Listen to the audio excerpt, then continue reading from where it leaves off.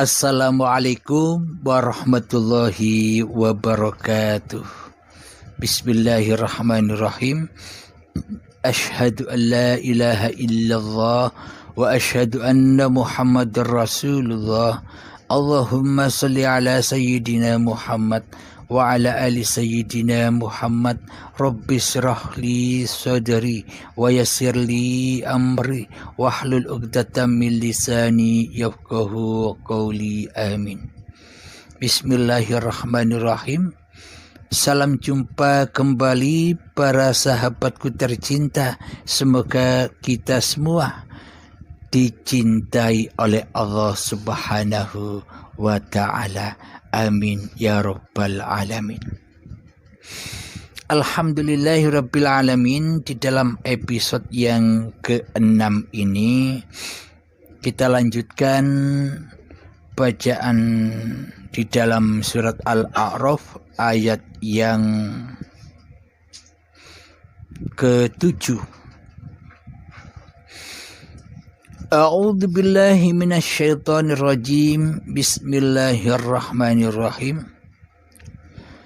Falanaqussanna 'alaihim bil 'ilmi wa ma kunna ghaibin. Artinya, dan pasti akan kami beritakan kepada mereka dengan ilmu kami, dan kami tidak jauh dari mereka. Jadi Allah akan memberitakan, yakni akan menghidayahkan kepada orang-orang yang dikehendaki dengan ilmunya Allah. Maksudnya ya dengan uripe Allah dewe.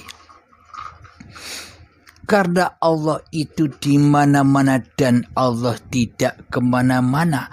Allah meliputi seluruh alam semesta ini. Allah meliputi seluruh ciptaannya. Allah meliputi hidup dan badan ini. Jadi dengan apa Allah beritakan kepada mereka dengan ilmu Allah? Dengan iman. Jadi dengan imanlah kita akan mengetahui bahwa Allah itu ada di mana-mana, tidak kemana-mana. Karena apa-apa dan siapa-siapa, karena di mana-mana dan tak kemana-mana itu ya hidup itu sendiri. Mari kita lanjutkan pada ayat yang ke-8 dari surat Al-A'raf. Bismillahirrahmanirrahim. Wal waznu yawma idhinil haqq. Faman thaqulat mawazinuhu faulaika humul muflihun. Artinya, timbangan pada hari itu menjadi ukuran kebenaran. Maka barang siapa berat timbangan kebaikannya, mereka itulah orang-orang yang beruntung. Nah, di sini jelaslah.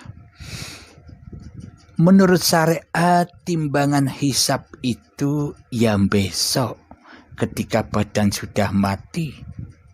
Jika badan sudah mati, apa masih bisa bermain timbang-timbangan?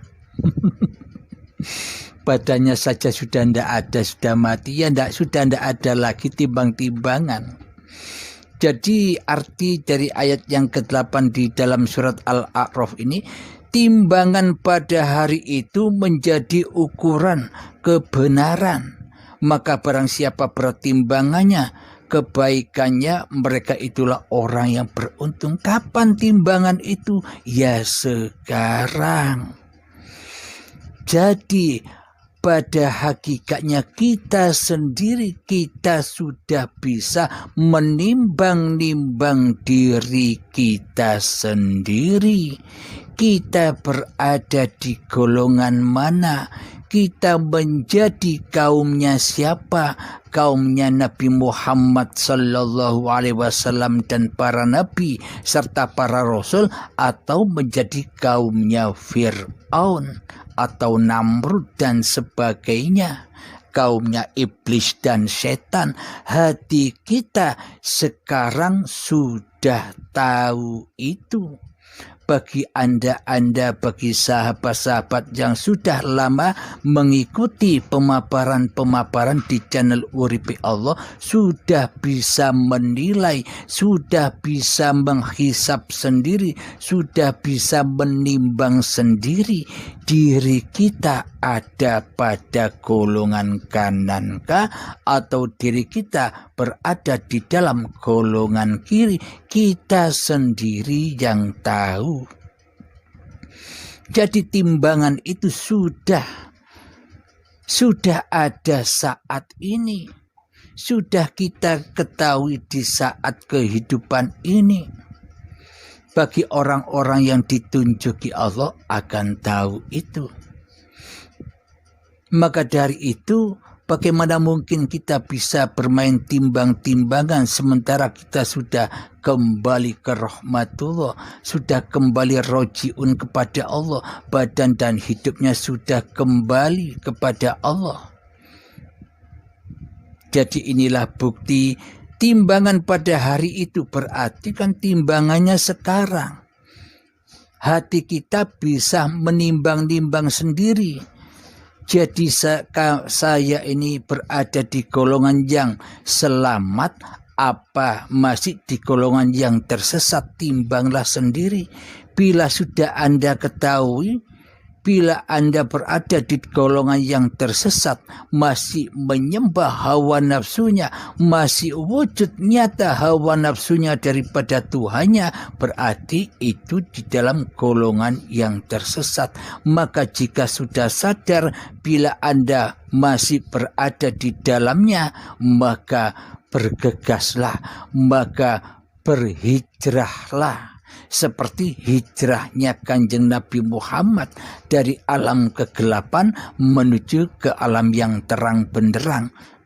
Dengan apa? Ikuti terus channel ini.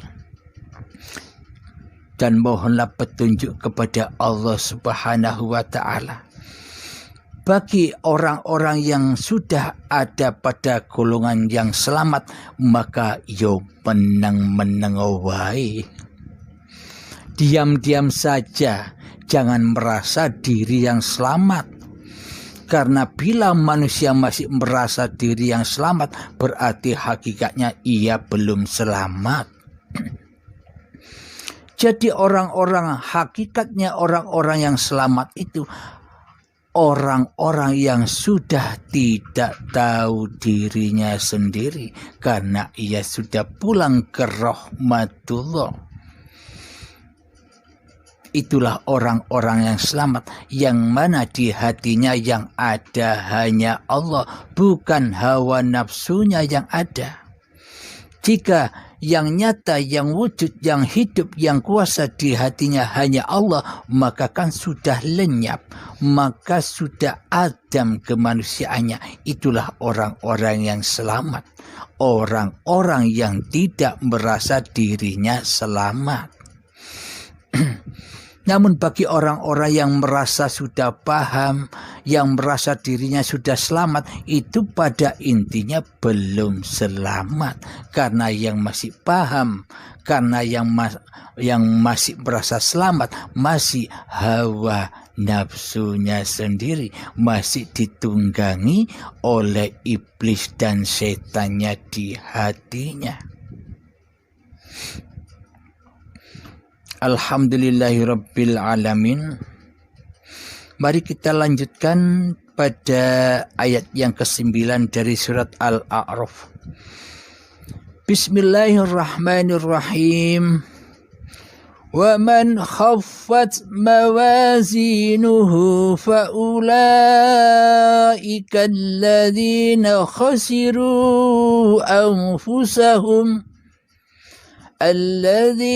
خسروا أنفسهم بما كانوا بآياتنا يظلمون. Artinya, dan barang siapa ringan timbangan kebaikannya, maka mereka itulah orang-orang yang telah merugikan dirinya sendiri, karena mereka mengingkari ayat-ayat kami. Inilah manusia-manusia yang menyiksa dirinya sendiri, yang zalam tu nafsi, yang mana manusia masih mempertuhankan dirinya sendiri daripada mempertuhankan Allah sebagai pencipta dirinya. Karena apa? Karena masih berasa bahwa hidup ini hidup manusianya, bahwa badan ini badan manusianya, maka ia akan merugi di dunianya, juga merugi di akhiratnya. Babakan dunianya merugi, disiksa, diperbudak oleh hawa nafsunya, diperbudak oleh dunia. Di akhiratnya pun sangat rugi ketika sholat yang diingat bukan Allah, tapi tetap dunia. Disuruh naik ke akhirat supaya akhiratnya selamat, kok malah masih bermain-main di dunia.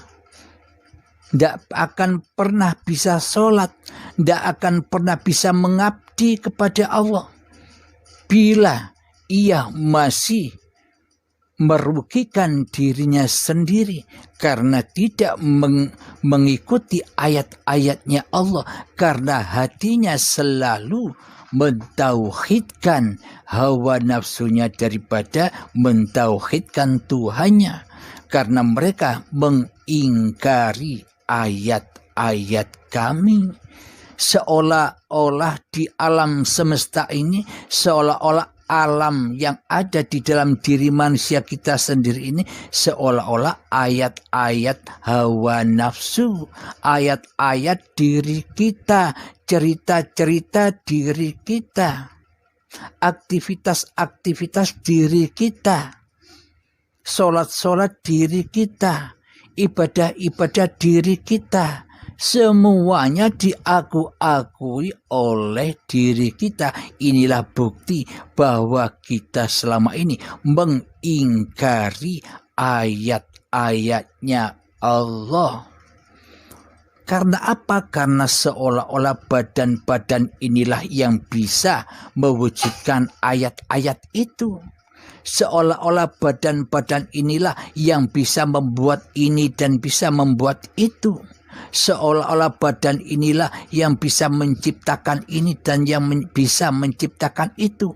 Karena kita selama ini luput menyaksikan hiduplah yang bisa menggerakkan badan, sehingga badan bisa menciptakan ini dan bisa menciptakan itu. Maka bagi manusia yang masih memberhalakan hawa nafsu dan badannya, maka ia akan merugi, karena tidak ada kebaikannya sama sekali di hatinya. Bagaimana mungkin dikatakan baik di sisi Allah sementara hatinya mensekutukan Allah? Itulah dosa yang teramat agung, dosa yang tak bisa diampuni oleh Allah, kecuali ia segera bertaubat.